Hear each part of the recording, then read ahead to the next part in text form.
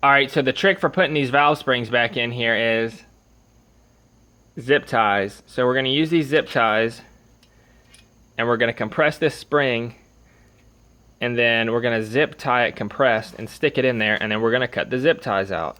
So let me go over to the bench vise so we can compress this thing down. And you're going to have a bench vise to do this, but we're going to get this thing compressed and get them in there. Alright, so now we're at the bench vise here, and I have the exhaust valve spring in my hand. So we're going to compress this thing down. And I hope this works well. It should. Be careful with these stupid springs because you don't want it in your eyes. You don't want it to sling out and go right in your eye, obviously. So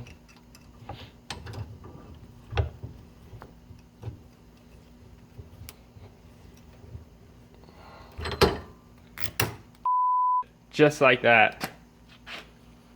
So be careful when you do this.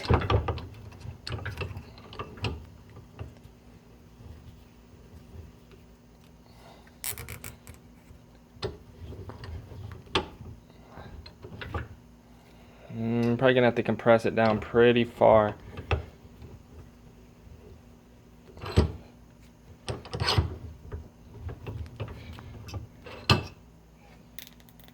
Wow, this spring is so weak.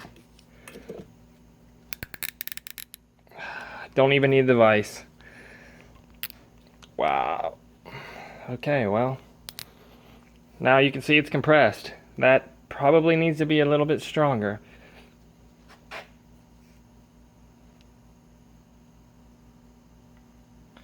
Alright, so my little light just died on me here, but you get the idea. So we're gonna go put this back in the motor now, and we're gonna do the other for the other spring. We're gonna do the same for the other spring, and we're gonna put this thing back in the motor now. Alright, so we got this thing lit up here so y'all can see it. You can see the springs are in there, and I mean, this trick works perfectly. See, it just compresses them just like that, and you don't have to mess with the stupid tool, and you don't have to buy the tool if you don't have it. So it just goes in there just like that. And this, the whole reason I took this apart was because my old keepers like this, they wore out. The center groove was worn out. So I got the two new ones for the exhaust valve right here. And then I already put the new one on, but it's this little keyhole keeper right here. And that goes on here. Here, I'll show y'all. Come out of there.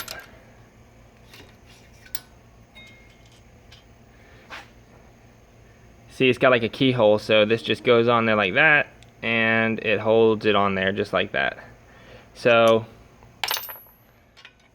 you can see how easy it is to do with these springs on here, but it's going to be very fidgety for me to get those other little retainers on in here. I'm not going to bore y'all.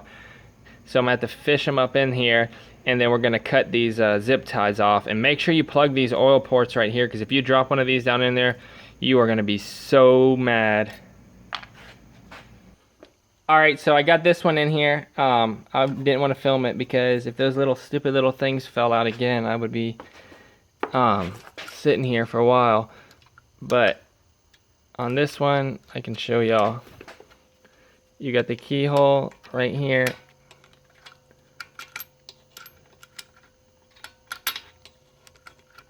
Okay, there, it's on. Now we're going to cut it. This is going to be really hard to see. Let me get a close-up here. Alright, that's as close as I'm going to be able to get y'all. But make sure you pull the little keyhole part, and see, there it goes again.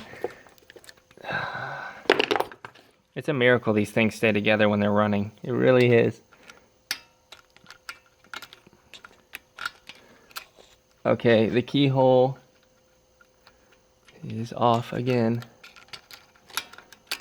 Alright, there. It's on. It's right where it needs to be. Alright, so now we're going to take this, and there's the zip tie.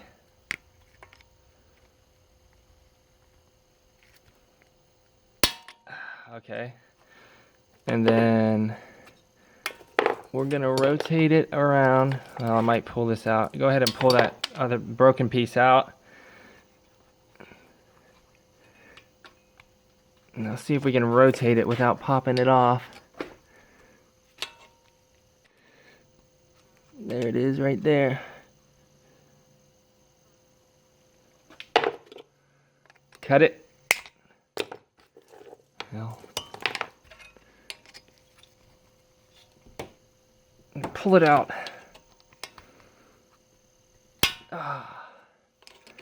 And there it goes. And it's on. Alright, it needs to get over more, so I gotta grab it here. Okay, it's good. Alright, so they're back on. Just make sure you get any of the zip tie gunk out of here. Little pieces of plastic and whatnot. Make sure you get them out of there. So that is a super easy trick on how to get these valve springs back on here. And you know, that stupid tool, the big C-clamp tool, you don't even need it. You just need zip ties. And you can pop them off with a screwdriver and pop them back on with a zip tie. So you don't need any special tools, really. Unless you don't want to waste zip ties. You know, you do this every single day. But if y'all are watching this, you don't do it every single day. So, alright y'all, thanks for watching.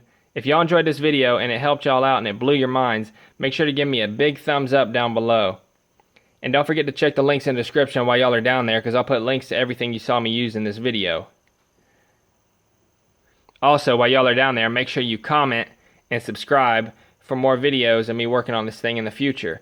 And so that you get notified when I post a new video, make sure you hit the little bell next to subscribe. That way you get notified when I post new videos of me working on this tiller. Later.